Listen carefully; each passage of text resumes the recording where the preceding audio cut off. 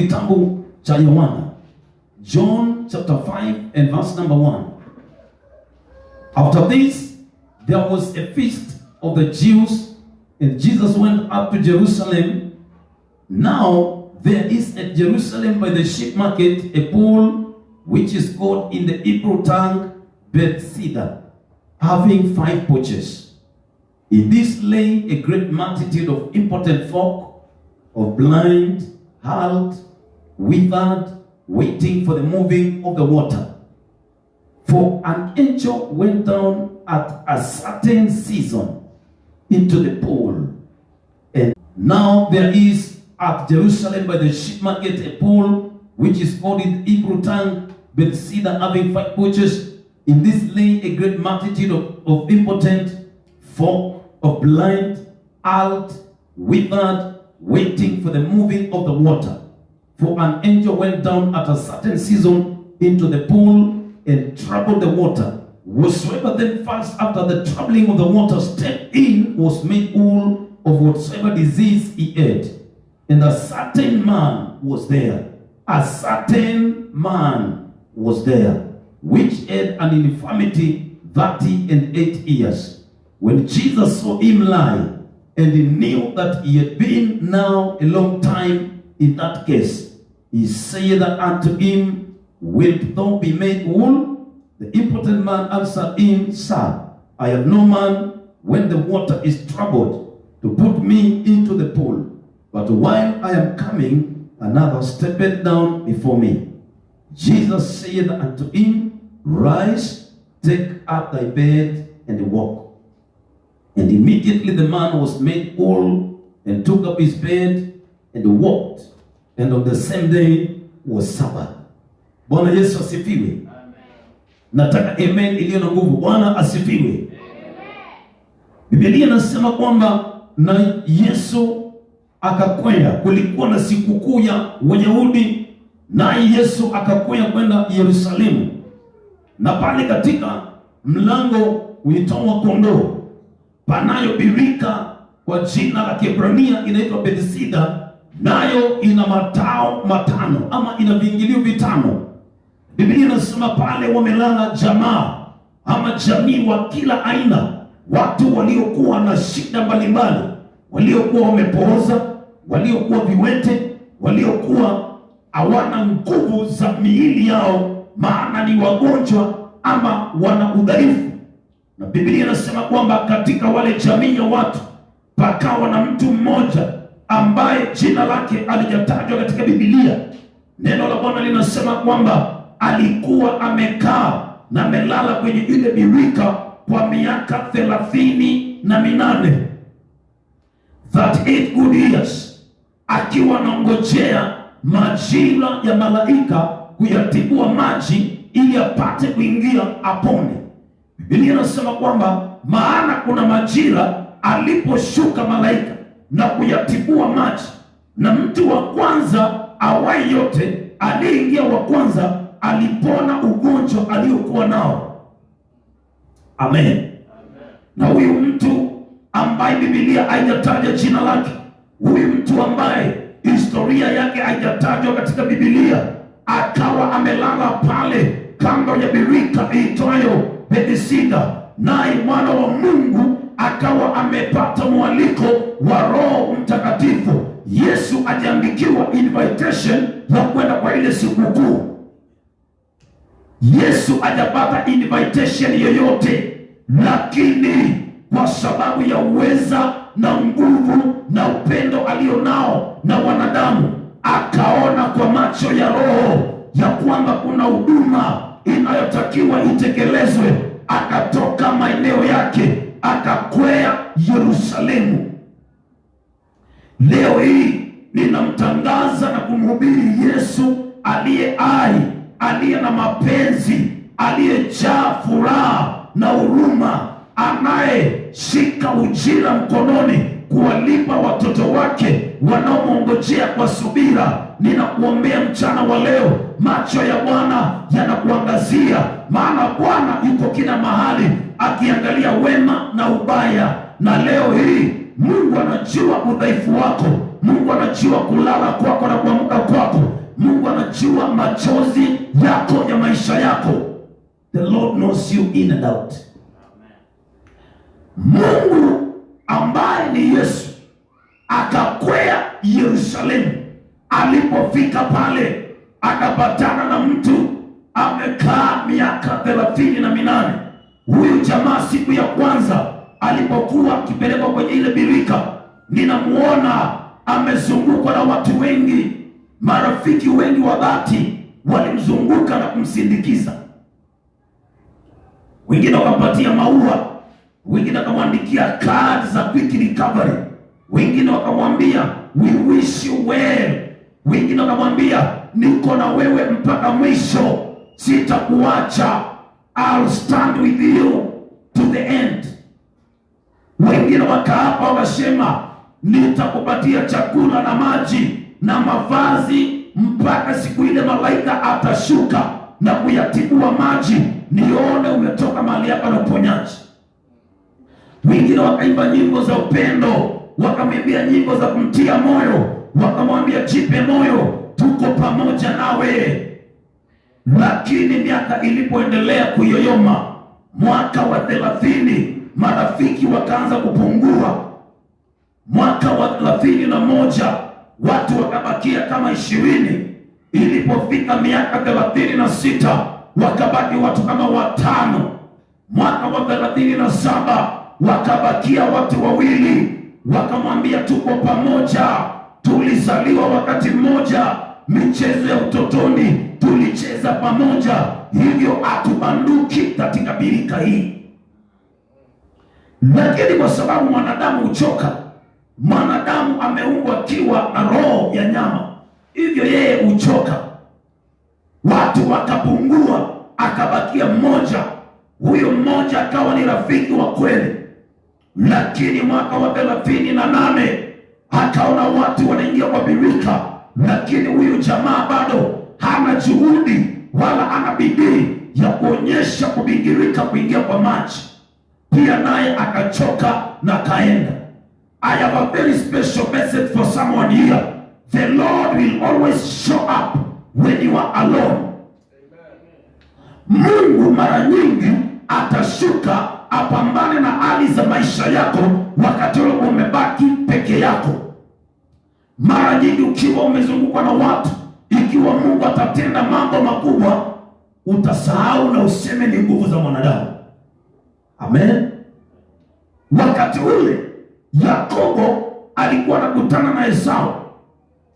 Maandiko yanasema akavusha wake zake na watoto na mifugo, wakavuka kijito cha Jabuku.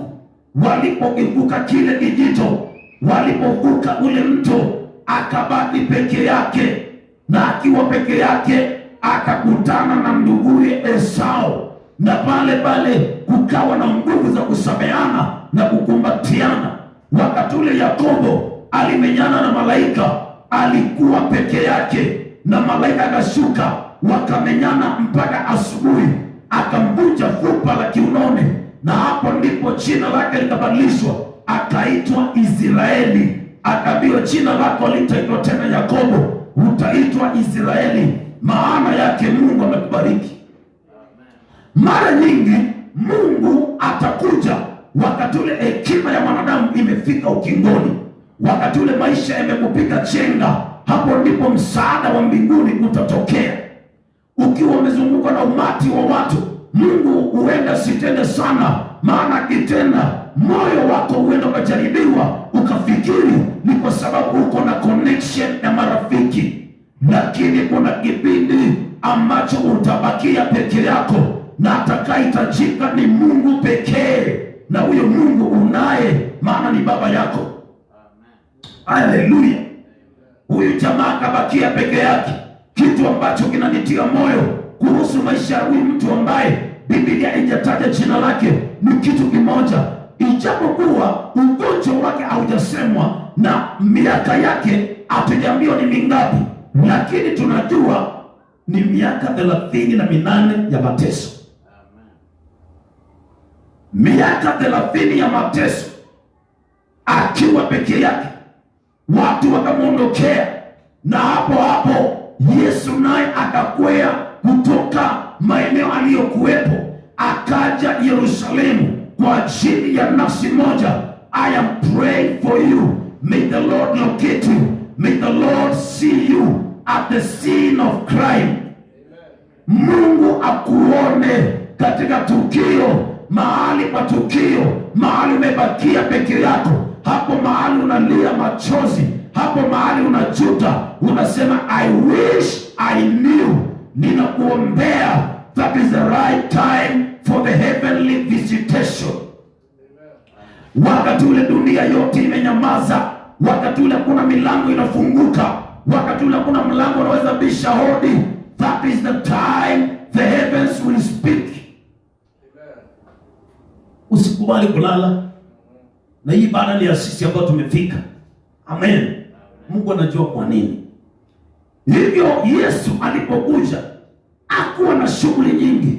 Biblia inasema katika kitabu cha Yohana 5 kifungu cha 5 mstari wa 6, when Jesus saw him lie and he knew that he had been now a long time in that case, he said unto him, wilt thou be made whole? Yesu akiona na akijua ya kwamba huyu mwanaume amekuwa katika hali hiyo kwa muda mrefu, akamwambia, je, ungetaka kuwa mzima? Mchana wa leo kuna sauti inaongea kutoka kwa madhabahu ya Bwana kwa wale watu ambao wamekuwa katika hali fulani kwa muda mrefu. Kunaye Mungu anayetujali, kunaye Mungu anaona na macho, ambaye hayawezi akapigwa chenga na pazia, ambaye hayawezi akazuiliwa na wingu lolote. Yesu akamuona na akajua ya kwamba amekuwa katika hali hiyo kwa muda mrefu. I want to encourage you. Mungu anajua yale unapitia. Hata kama huwezi ukayasema yote, lakini Mungu anaelewa majira ambayo unayapitia. Mungu anajua kilio cha moyo wako. Mungu anajua mateso ulionayo. Mungu anajua kulala na kuamka kwako. In fact, Mungu anajua uko na deni mahali. Imagine, Mungu anajua kuna mtu amekutishia maisha mahali, lakini Bwana akijua, akimuona na akijua, akanena, I pray for you. Let there be a voice of deliverance from on high in the name of Jesus. Pamoja na kufinyiliwa na magonjwa, pamoja na kuteswa na maradhi, pamoja na kutegwa na marafiki wa karibu sana, Yesu mwana wa Mungu akanena sauti ya mbingu. I want to encourage you, wakati ule Mungu ameongea, wale wengine wako kando yako wanakuwa wanapiga makelele. When the Lord speaks his voice, all other voices becomes noisemakers. Hallelujah. Ikiwa Mungu amenena, wale wengine wanapiga tu dramu, wale wengine tu ni kelele wanapiga. Hivyo amini sauti ya Bwana ya kwamba utatoka hali hiyo leo, sio kesho. Nasema sasa hivi utatoka katika hiyo birika ya magonjwa na maradhi, hiyo birika ya mateso, hiyo birika ya kuonewa, hiyo birika ya kuchukiwa, hiyo birika ya kuzuiliwa mema. Unatoka leo. Geukia watu wawili wahubirie, waambie you are coming today. Mwambie today you are coming out. Mwambie hautoki mkono mtupu, unatoka na baraka. Jamaa huyu Yesu alipomwangalia akaanza story. Ile shida tuko nayo, tunafikiria kwa sababu so haujanisaidia ndipo niko mahali hapa. I want to tell you someone, it doesn't matter the condition, it doesn't matter the situation that you are in today. If Jesus is around your life, if Jesus is in your heart, it will matter. Even in the times of crisis, he will only speak one word and every other thing will obey. Jamaa akamwambia, sina mtu wa kunitia kwenye Biblia. Kunayo neema inaachiliwa katika jina la Yesu. Kwa hivyo hauna haja ya kuogopa chochote. Usiogope ile hali ulio ndani yake leo. Usiogope ujumbe wa adui. Usiogope vitisho vya wachawi. Usiogope wale watu wanatishia maisha yako ya kwamba hiki na kile hakiwezi fanyika, maana kwenu mumeshalaaniwa. Niko hapa nikuambie, you need only one voice from the mouth of God. Yesu akamwambia achana na stori nyingi. Akimgeukia anamwambia sina mtu. Yesu anasema je, unataka kuwa mzima? Anamwambia sina mtu wa kunitia birikani. Yesu akamwambia sijakuuliza maswali, nimekuuliza je, unataka kupona?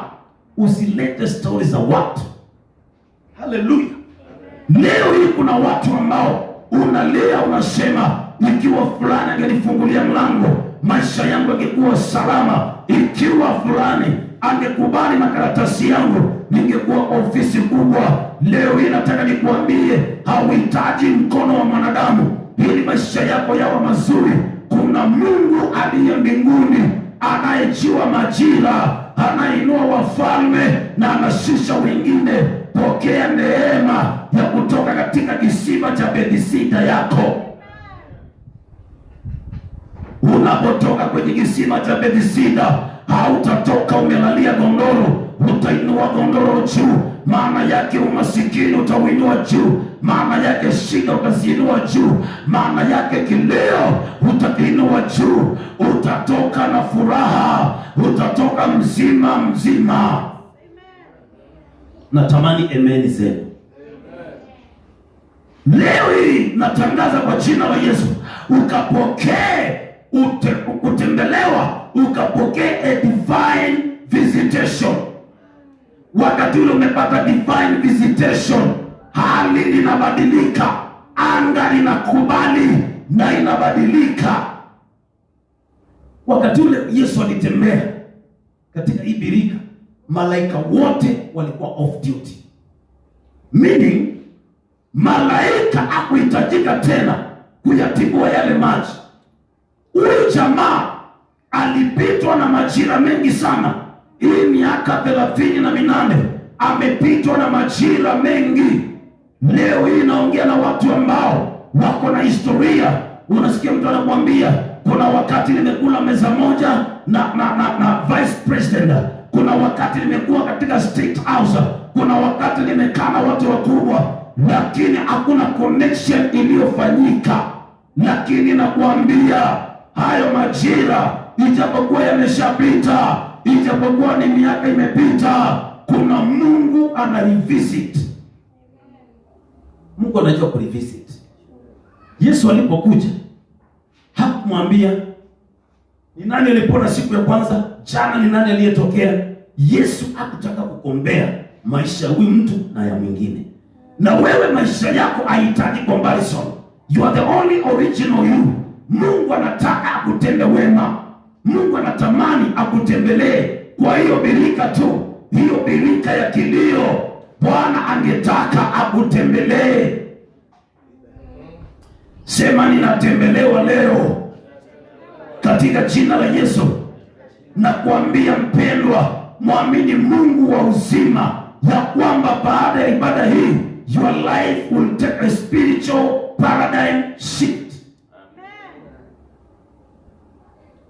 Wale watu walikuwa wamemweka kwa birika, wale ambao walizoea kupita na maji, waliozoea kupita na matunda, waliozoea kupita na chakula, wakapata jamaa ameshaondoka, wakaambiwa amepona bila birika kutibuliwa. Hii ni ishara ya kwamba you may not need assistance of a human end. Hallelujah. Malaika hiyo siku akushuka na birika haikutibuliwa, lakini kuna mtu alipona.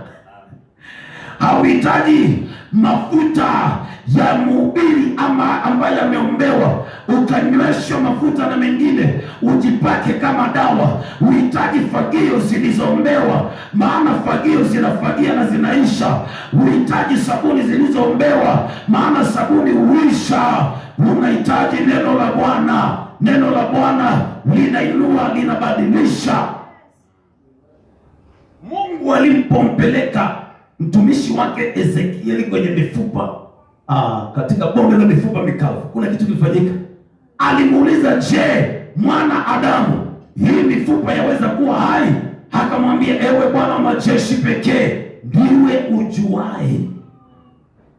Mungu akamwambia, itabirie mifupa mikavu, inenee mifupa hii. Leo hii tunanena na kila hali. Yesu alipofika aliongea na hali ya huyu jamaa, akamwambia, simama, jitwike godoro lako na uende nyumbani. Hiyo godoro utaiacha hapa. I want to tell you by the word of the Lord, hayo mateso itakuwa ni mwisho. Any conspiracy of the devil against your life, it shall be null and void. Any statement that is written by the devil to frustrate your destiny, I want to prophesy, let it be null and void. Hatima yako haitakuwa diverted. Baraka zako hazitakuwa diverted. Why am I saying this? Yesu alipokuja alienda specifically to the man that was sick for that 8 good years. What does it show? It shows us Mungu anajua. Maana maandiko yanasema mstari wa 6, Yohana 5:6, when Jesus saw him lie and knew that he had been now a long time in this case. Hivyo Yesu alijua ni nani anatembelea. And there's nothing that diverted the healing miracle to another fellow. Muujiza huu haukuhamishwa ukaenda kwa mtu mwingine. Baraka hii ya uponyaji haikutekwa nyara njiani. I want to prophesy over your life, your miracle will come expressly to you. It will come with your name tag. It will come to your door in Jesus' mighty name. Never compete. You are too great to compete. You are too loaded with blessings of God to compete. Wewe umebarikiwa sana kiasi ya kwamba Mungu anakuona hauhitaji kung'ang'ana ubarikiwe. Unahitaji kuamini ubarikiwe. Ukishajua mimi ni mwana wa mfalme, inatosha. Mtu mmoja alikuwa ni wale wanaitwa omba. Alikuwa katika kiingilio cha lango mahali, na akaona bakuli ambayo kwa sababu ya kushikwa na jasho na vumbi ikawa imechakaa, na akawa anasema nisaidie na mapeni. Na hii bakuli aliyempea hakujua, maana alikuwa ni kipofu, na akiwa anaendelea kuomba anawekewa shilingi 2, 5, 10, 20. Siku moja jamaa mmoja akapita majira usiku, akagundua kwamba ile bakuli ikiwa mkononi mwa huyu mtu kipofu inametameta, ina rangi isiyo ya kawaida. Ikipigwa tu na mwangaza kuna vile ina reflect, na akafunuliwa kwamba hii ni dhahabu. Na akamwambia kipofu, if you can know, if I wish you knew what is in your hand. Kipofu akafunguka macho ya rohoni, akaambiwa, laiti ungejua ulicho nacho mkononi. Akafunguka macho na mawazo, akaambiwa ni dhahabu. Akatoka katika mlango wa kuomba, maana ana utajiri na mali tayari mkononi. Na wewe nakuambia, if ungejua Mungu ambaye amekuita kwa jina, ukiwa ungeweza kujua Mungu ambaye amekuahidi mambo makubwa ambayo hakuna sikio limesikia wala jicho limeona, yale mambo Mungu amekuwekea katika ghala lake, utashangaa. Jipe moyo na ujikakamue na ujifunge kamba kiunoni, ujifunge kibwebwe na usimame wima, ukijua ya kwamba neno la Bwana litasimama thabiti hata katika majira ya kujaribiwa. Wakati ule maisha inapopiga chenga, kuna Mungu aliyo na ramani ya maisha yako, atakufikisha katika hatima yako. Huyu ndugu hakuvunjika moyo,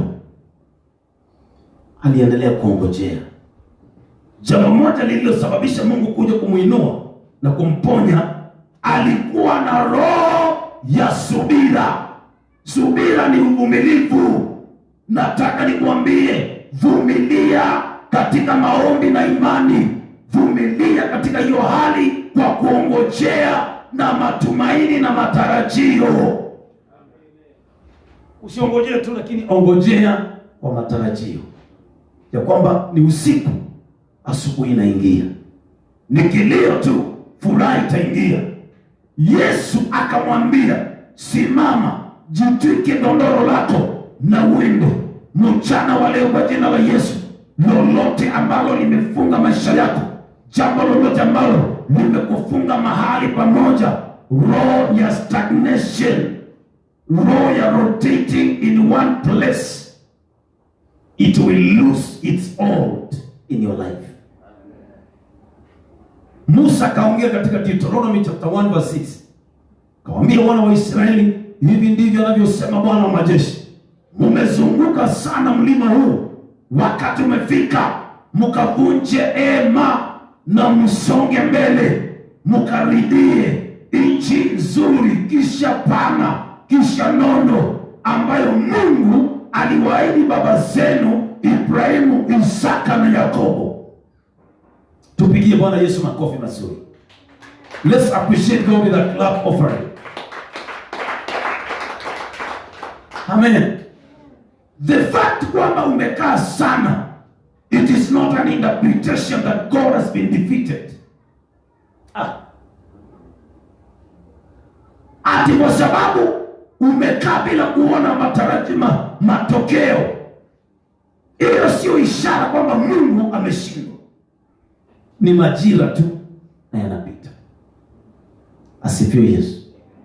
Mchana wa leo ninapoenda weka tamati ya mafundisho haya, mstari wa 8 unasema, verse 7 inasema, the impotent man answered him, Sir, I have no man when the water is troubled to put me into the pool, but while I'm coming, another stepped down before me.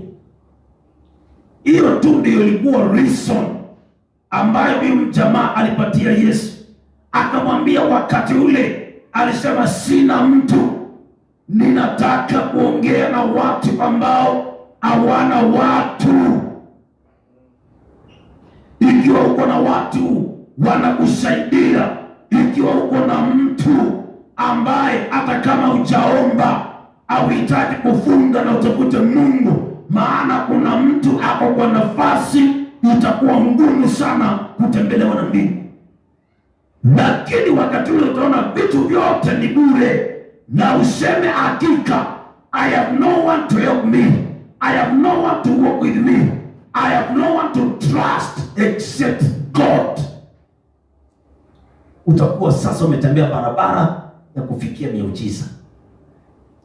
Mara nyingi Mungu atakuja wakati maisha ya mwanadamu yamechoka.